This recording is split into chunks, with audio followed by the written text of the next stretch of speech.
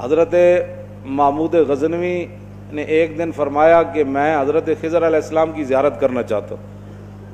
ایک غریب آدمی کھڑا ہوا, وہ کہنے لگا میں آپ کو زیارت کرا دیتا ہوں, لیکن ایک شرط ہے, میں غریب ہوں, 6 مہینے کا خرچہ میں آپ کو دینا ہوگا میرے بچوں کا. اس نے کہا ٹھیک ہے.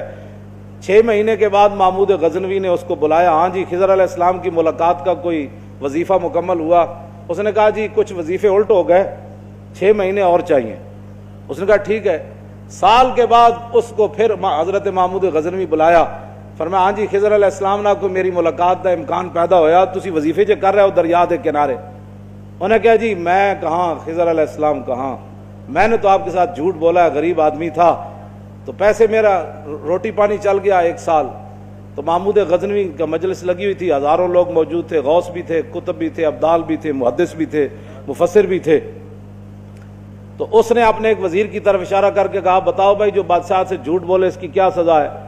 وہ وزیر کہنے لگا کہ اس کو قتل کر دیا جائے. محمود غزنوی کے مجلس میں ایک نورانی چہرے والے بزرگ بیٹھے تھے, انہوں نے کہا بادشاہ سلامت, اس نے بالکل ٹھیک کہا.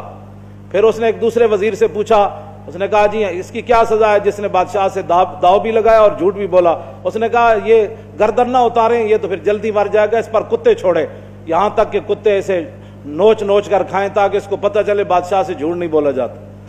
تو وہ بزرگ نورانی چہرے والے کہنے لگے بادشاہ سلامت, اس نے ٹھیک کہا. پھر اس نے حضرت ایاز کو کہا, ایک ہی صف میں کھڑے ہو گئے محمود و ایاز. حضرت ایاز کو کہا کہ ہاں جی آپ بتائیں. اس نے کہا بادشاہ سلامت, ایک غریب آدمی تھا, اس کے جھوٹ بولنے سے آپ کے وقار میں کوئی کمی نہیں آئی, اور 1 سال پیسے دینے سے آپ کے خزانے میں کوئی کمی نہیں ہے, یا آپ اس کو معاف کر دیں. وہ نورانی چہرے والا بزرگ کہنے لگا بادشاہ سلامت بالکل اس نے ٹھیک کہا. محمود غزنوی نے ان بزرگوں کو قریب بلایا, انہوں نے کہا یہ کیا بات ہے, جو گردن اتارنے کا کہتا ہے وہ بھی ٹھیک ہے, جو یہ کہتا ہے کہ کتے چھوڑ دیا جائے وہ بھی ٹھیک ہے, جو معافی کرتا ہے.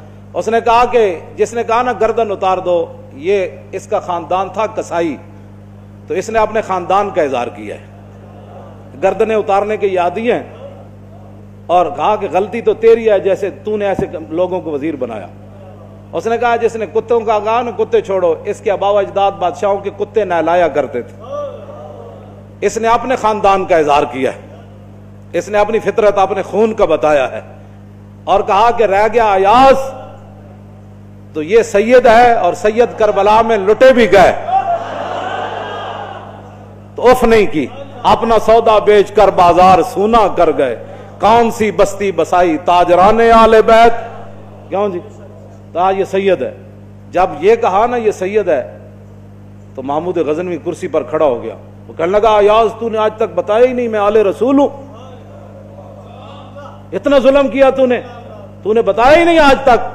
تو حضرت ایاز فرمانے لگے کہ اچھا میرا راز ان بزرگوں نے کھولا تو میں بھی آپ کے سامنے ایک راز کھولنا چاہتا ہوں. انہوں نے کہا جی وہ کیا ہے؟ انہوں نے کہا یہ جو بزرگ ہے نا یہ خود حضرت خضر علیہ السلام